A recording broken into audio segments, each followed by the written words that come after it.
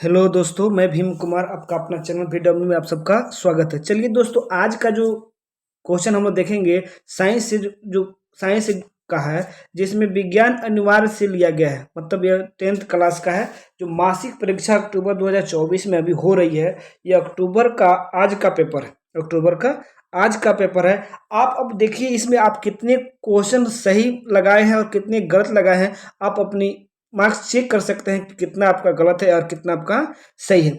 चलिए दोस्तों, हम लोग अपने क्वेश्चन पर चलते हैं और देखते हैं कि आप कितना क्वेश्चन सही किए हैं और कितना गलत किए हैं। तो हम लोग इसमें आप जितने ऑब्जेक्टिव आप क्वेश्चन है उसको देखेंगे वन बाय वन करके। जैसे में दोस्तों, पहला विद्युत वाहक बल का मात्रक पूछा गया। पहला क्वेश्चन किसके बारे में पूछा गया भाई? विद्युत वाहक बल के मात्रक के बारे में पूछा गया है। तो विद्युत वाहक बल का मात्रक क्या होता है भाई? इसमें वोल्ट होता है। विद्युत वाहक बल का मात्रक क्या होता है भाई? वोल्ट होता है। तो ऑप्शन नंबर बी करेक्ट होगा। नेक्स्ट क्वेश्चन पूछा है, चुंबकीय बल का एसआई मात्रक क्या होता है? चुंबकीय बल का एसआई मात्रक। तो चुंबकीय बल का एसआई मात्रक न्यूटन प्रति एम्पियर मीटर होता है। ऑप्शन नंबर ए करेक्ट होगा। तीसरा, डायनेमो का सिद्धांत आधारित है। डायनेमो का सिद्धांत आधारित है। तो डायनेमो का सिद्धांत हम लोग देखेंगे। तो हम लोग देखेंगे किसका? डायनेमो का सिद्धांत आधारित। तो डायनेमो किस सिद्धांत पर कार्य करता है? तो हम लोग जानते हैं डायनेमो एक विद्युत चुम्बकीय प्रेरण के सिद्धांत पर कार्य करता है। ऑप्शन नंबर सी करेक्ट होगा। चौथा नंबर क्वेश्चन, विद्युत मोटर को चलाया जा सकता है। विद्युत मोटर को चलाया जा सकता है। तो विद्युत मोटर क्या है? प्रतिवर्ती धारा पर आधारित होता है। ऑप्शन नंबर बी करेक्ट होगा। दाएं हाथ के अंगूठे के नियम को किसने प्रतिपादित किया था भाई? तो हम लोग जानते हैं इसको फ्लेमिंग ने प्रतिपादित किया था। ऑप्शन नंबर ए करेक्ट होगा। छठा नंबर क्वेश्चन, विद्युत चुम्बकीय प्रेरण की खोज किसने की थी भाई? वे फराडे साहब हैं। कहाँ भाई? ऑप्शन नंबर डी करेक्ट होगा। नेक्स्ट क्वेश्चन, 7 नंबर, विद्युत चुंबक बनाया जाता है। तो विद्युत चुंबक किस धातु का उपयोग करके विद्युत चुंबक बनाया जाता है? तो इसमें विद्युत चुंबक बनाया जाता है किसको? नर्म लोहे का उपयोग करके। ऑप्शन नंबर सी करेक्ट होगा। 8 नंबर क्वेश्चन, विद्युत जनित्र परिवर्तित करता है। तो विद्युत जो जनित्र है, जनरेटर, वह यांत्रिक ऊर्जा को विद्युत ऊर्जा में कन्वर्ट करता है। तो ऑप्शन नंबर इसका क्या होगा भाई? सी करेक्ट होगा। नेक्स्ट क्वेश्चन 9 नंबर, विद्युत तार सामान्यतः होता है। विद्युत तार जो मेन वायर होता है उसको हम लोग किस रूप में देखते हैं भाई? लाल वायर, मतलब रेड कलर को रूप में सिलेक्ट किया जाता है। तो ऑप्शन नंबर 9 का सी सही होगा।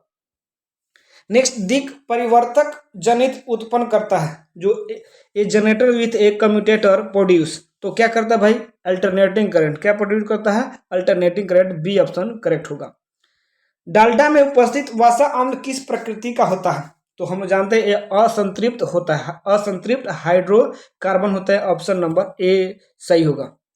आयोडीन को निम्न किस द्रव में घुलने से टिंचर आयोडीन बनता है भाई? तो यह होता है क्लोरोफॉर्म। किसके द्वारा? क्लोरोफॉर्म। ऑप्शन नंबर ए सही होगा। 13 नंबर, कैल्शियम कार्बाइड जल के साथ अभिक्रिया करके क्या बनाती है भाई? तो यह बनाती है इथाइन बनाती है। क्या बनाती है? इथाइन बनाती है। ऑप्शन नंबर सी करेक्ट होगा। एल्कीन का सामान्य सूत्र क्या होता है भाई? एल्कीन का तो हम जानते हैं हाइड्रोजन कितने प्रकार के होते हैं? 3 सूत्र देते हैं। Alkyne, alkyne, alkane. Alkane, alkyne, alkyne. क्या होता है भाई? Alkane, alkyne, alkyne. तो यहां देखा जाए तो ऑप्शन नंबर इसका क्या होता है भाई? ऑप्शन नंबर सी होता है अल्काइन का। ऑप्शन नंबर सी क्या होगा? अल्काइन का होगा। ऑप्शन नंबर सी सही होगा 14 का। 15 नंबर क्वेश्चन, अल्केन में कार्बन परमाणुओं के बीच बंधन का प्रकार होता है। अल्केन में कार्बन परमाणुओं के बीच बंधन का प्रकार होता है। तो हम लोग जानते हैं CnH2n+2 होता है। तो इसमें जितने भी कार्बन होते हैं वो सिंगल बॉन्ड से जुड़ते हैं। किससे जुड़ते हैं भाई? सिंगल बॉन्ड से जुड़ते हैं। तो ऑप्शन नंबर इसका क्या होगा? 15 का ए होगा। इथाइलिन का उपयुक्त नाम क्या होता है? इफेक्ट नाम ऑफ इथाइलिन। तो इसका क्या होता है? इथाइन होता है। क्या होता है भाई? इथाइन होता है। ऑप्शन नंबर बी सही होगा।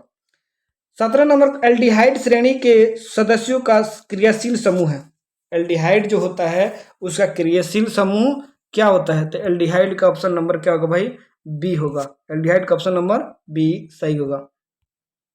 अल्काइन में 2 कार्बन परमाणुओं के बीच कितने सहसंयोजक बॉन्ड होते हैं भाई? अल्केन अल्काइन में कितने होते हैं? तो इसमें 3 बॉन्ड होते हैं। कितने होते हैं भाई? अल्केन में 1, अल्काइन दो alkane alkyne alkane alkene alkyne में दो, अल्काइन में 3 बॉन्ड होते हैं। कितने बॉन्ड होते हैं भाई? 3। ऑप्शन नंबर 18 का डी सही होगा। अल्कोहल में कौन सा तत्व उपस्थित नहीं होता है? तो हम लोग जानते हैं जो अल्कोहल होता है, अगर लिखा जाए C2H5OH, तो इसमें कार्बन, हाइड्रोजन और ऑक्सीजन तीनों होते हैं, लेकिन नाइट्रोजन नहीं होता है। ऑप्शन नंबर बी सही होगा। बच्चों हम लोग देखेंगे 20 नंबर क्वेश्चन, निम्नलिखित यौगिकों में कौन जल में अविलय है? कौन सा ऐसा यौगिक है जो जल में क्या है भाई? अविलय होता है। तो उसको हम लोग देखते हैं कौन होता है भाई? एथाइन, ग्लूकोज, एथेनोइक अम्ल, इथेनॉल। तो इसमें क्या होता है भाई? बी ऑप्शन, ग्लूकोज जल में अविलय होता है। तो बी ऑप्शन 18-20 का सही होगा। एक वन पारिस्थितिकी तंत्र में कितने प्रकार के पोषी स्तर होते हैं? तो हम जानते हैं स्वपोषी और विषम पोषी। कितने होते हैं? 2। कितने होते हैं भाई? 2। स्वपोषी और विषम पोषी होते हैं, तो 2 ही स्तर होता है। ऑप्शन नंबर बी सही होगा। जीवाणु कहलाते हैं, तो जीवाणु क्या कहलाते हैं भाई? अपघटक कहलाते हैं। जीवाणु क्या कहलाते हैं भाई? डीकम्पोजर। ऑप्शन नंबर सी 22 का सही होगा। बाघ उपभोक्ता है, बाघ उपभोक्ता है, तो बाघ हम लोग जानते हैं जैसे घास हुआ प्राथमिक उपभोक्ता, हिरण प्राथमिक, और बाघ क्या होगा? तृतीयक हो गया। क्या तृतीयक अंदर आएगा? तो यह ऑप्शन नंबर इसका क्या होगा भाई? ऑप्शन नंबर यह सी होगा। 23 का सी ऑप्शन सही होगा। ओजोन परत है, ओजोन परत क्या है? हम लोग के लिए लाभदायक है। ओजोन परत क्या है भाई? हम लोग के लिए क्या है? लाभदायक है, जो पराबैंगनी किरणों को फिल्टर करके हम लोग पृथ्वी पर आने देती है, जिसके कारण हम लोग बहुत सारे कैंसर से बचते हैं। तो ऑप्शन नंबर 24 का सी सही होगा। नेक्स्ट क्वेश्चन, निम्न में से कौन एक जैव अनवीकरणीय है?